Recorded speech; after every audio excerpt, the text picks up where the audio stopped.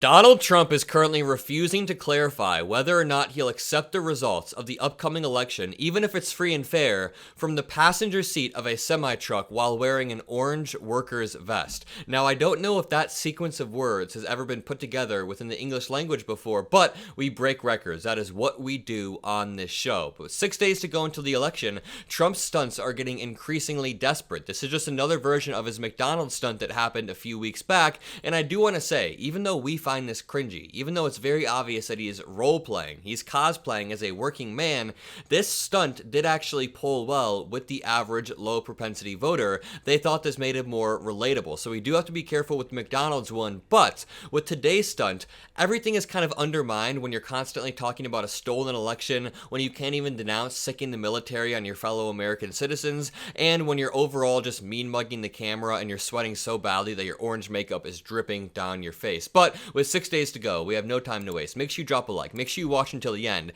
and right when Donald Trump pulls up in the passenger seat of this semi-truck, he gets asked about his enemy from within comment. It's hard to hear, but he gets asked, "You said you would sick the military on American citizens. Can you explain what you meant by that?" And Trump doesn't denounce it. He doesn't say, "I would never do that, I would never say that." Instead, Trump says, "Well, that probably won't need to happen." Take a listen. Can you explain what you meant by that? I don't think they'll have to be used. I think we're going to have a big victory. And I think 250 million people in this country are going to be very happy because we're going to bring the country back. We're a nation in decline, very, very serious decline. And we're going to bring our country back.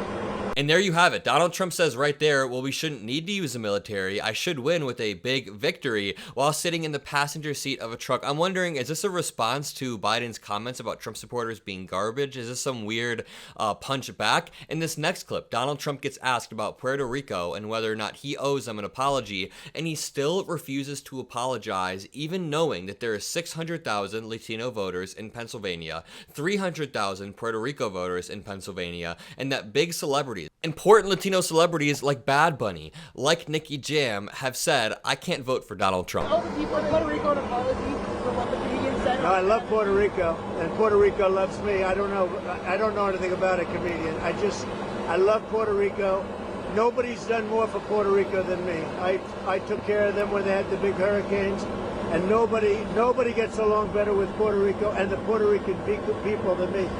They love me and I love them. Go ahead. This dude literally said, "I don't know anything about a comedian." He has also said before that he vets all the final acts on stage, and the Trump campaign had to vet Tony Hinchcliffe's act before he went on stage. He tried to pull the classic tactic, "I've never heard of him, I've never heard of her, I've never been there before," when we know for a fact that he was watching the rally as Tony Hinchcliffe went on stage. And then Donald Trump said, "We are a nation in decline. We are a failing nation." He has called us a dumping grounds, a garbage can before.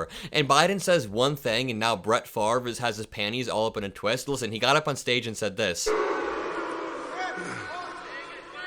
"I can assure you we're not garbage." I would never say every Trump voter is garbage, but I would say you are, Brett Favre. This article says Brett Favre still owes Mississippi over $700,000 in misspent welfare money, auditor alleges. So not every single Trump supporter is, but Brett Favre definitely is. Here's Trump again saying, "I don't know anything about a comedian. I don't know who he is. I've never seen him." And this is an absolute lie. Donald Trump is trying to completely rewrite the past week and rewrite history, but we won't let him do that. Let me play this clip and let me explain what happened after.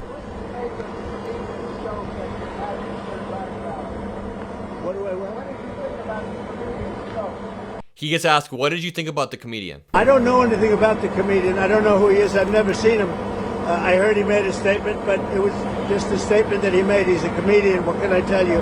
I know nothing about him. I don't know why he's there. You put comedians up, and I guess he went on earlier in the show. I don't know who he is. This man can take no accountability and he word salads his way through. It's really giving me flashbacks to COVID, but he literally said, quote, "I don't know anything about the comedian. I don't know who he is. I've never seen him. I heard he made a statement, but it was just a statement that he made. He's a comedian. What can I tell you? I know nothing about him." This part right here, "I heard he made a statement, but it was just a statement that he made." What a weird, repetitious sentence that makes no sense whatsoever. And Donald Trump has been trying to scrub everything about Tony's performance from his Madison Madison Square Garden rally. Now, I have more clips to play in just one second, but I do want to read this article from MeidasTouch News that reads, Censorship alert, Trump omits Tony Hinchcliffe from YouTube and Rumble rally videos. Trump's official accounts refuse to publish the entire Madison Square Garden rally. Interesting. If Trump doesn't even know anything about the comedian or the statement, why does it seem like he's directing his team not to post it anywhere? And also, if it was just a benign statement, why does it seem like he's directing his team not to post it anywhere? So this reads,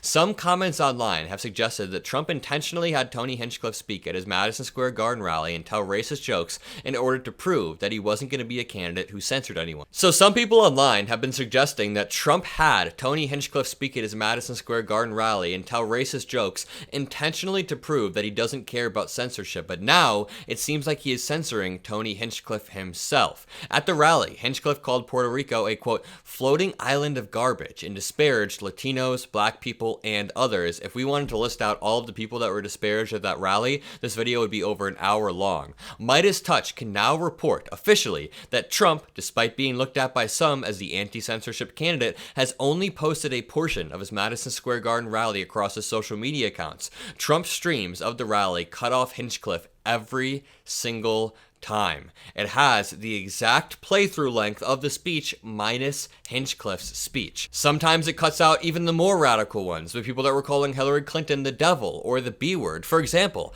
on Twitter, Trump's stream starts with JD Vance, cutting off Hinchcliffe, his racist jokes, and some other inflammatory speakers. On Rumble, it starts off with JD Vance as well. He cuts off Tony Hinchcliffe's comments, and people in the comments are pointing that out. Quote, came here to watch the entire thing. Disappointed that they deleted Tony Hinchcliffe's segment. Came here to hear his endorsement and joke. Why is Tony's segment scrubbed out? One Trump supporter said. Quote, so he made a little joke, but it was a joke. I want to hear Tony speak. Where is it? People came and they were disappointed that Tony Hinchcliffe's speech was censored. And as you'll notice, we played it. We played it on our channel. Trump's YouTube post of his Madison Square Garden rally also has Hinchcliffe omitted. If Trump is supposed to be this big champion of free speech, as some suggest, then why doesn't he post the entire rally? This brings us on to VP Harris speaking today.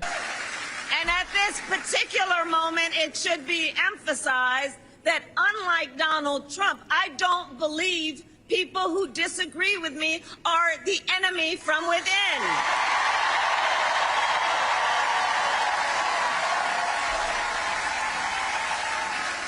He wants to put them in jail. I'll give them a seat at the table.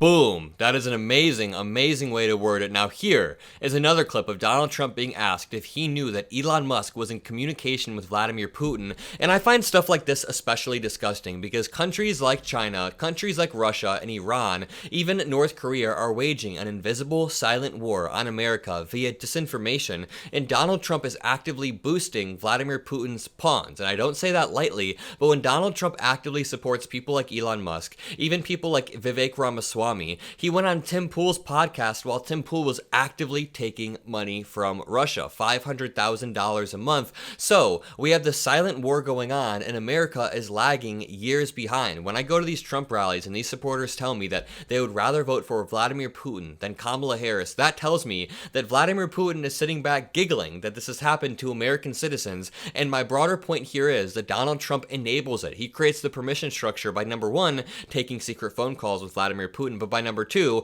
probably even giving Elon Musk Putin's number so that he could do it himself and take secret phone calls. Take a listen. Close contact with President Putin. Did you know about this? Did you know about Elon Musk calls and close communication? He gets asked, did you know that Elon Musk was in close contact with Vladimir Putin? Elon is a great guy. He's one of our geniuses, and we have to protect our geniuses. We have to take care of our geniuses. There aren't too many of them. Yes, please. He doesn't even answer whatsoever. We have to protect our geniuses. I do want to point out on the side, Elon Musk is sued by the Philadelphia DA Larry Krasner. He's not genius enough to avoid a lawsuit or to campaign legally for his $1 million swing state voter lottery. You guys know all about this. I made a video about it, so I want to move on to this last clip of Trump in the semi-truck. Circumstances under which you would be defeated, but not say that the election was stolen? If it was a corrupt election, that could happen. But so far, we're doing pretty well. They found a lot of smaller things in Pennsylvania, as you know, and I think they've been corrupted and taken care of. They were corrupt. They were corrupted, but I think it's been taken care of. On that subject, you called for law enforcement to investigate. I was going to say, do you anticipate to declare victory on election night? I hope that we're going to declare a victory. I mean, they spend all that money on machines. Paper ballots cost you 8% of what a machine costs, 8%. And it's encrypted paper, it's watermarked paper, it's very secure. Your elections would be over at 10 o'clock, and that's when you could announce something and there would be no question. Okay, a few things. Number one, this entire situation is absurd. Donald Trump is taking questions from a garbage truck. I think I called it a semi-truck, but now looking in this mirror closely, it looks more like a garbage truck, and that does make sense considering the context of the situation and what Biden said. So I do think he's sitting in a garbage truck. That was my mistake. I hadn't seen the entire truck. But Trump is using that slippery political doublespeak right here when he gets asked, quote, "Can you imagine any circumstance in which you lose, but the election isn't stolen?" And Trump says, if it was a corrupt election, it could happen. So Donald Trump is saying he is the ultimate arbiter of what is corrupt and what is not. So 10 out of 10 times he will say it was stolen, it was rigged, as he has been saying lately. Then he gets asked, do you anticipate declaring victory on election night? And Trump says, I hope we're going to declare victory. I would almost bet money that Donald Trump on election night will declare premature victory. Let's finish this clip. And we're not talking about more money, we're talking about a tiny fraction of the money. You want paper, ideally, you want one-day voting, and I think it's just very important. You have to have the country and you have to have voter ID, and you have a great election. And you're talking about 8% of the cost. It's like very sad when you get machines, you pay all that money and they... Old demented man yells at cloud and yells about election fraud that does not exist. What is new? If you guys enjoyed this video, if you appreciate what I do, make sure you're subscribed, drop a like, have a great rest of your day, and I'll see you in the next video. Peace out.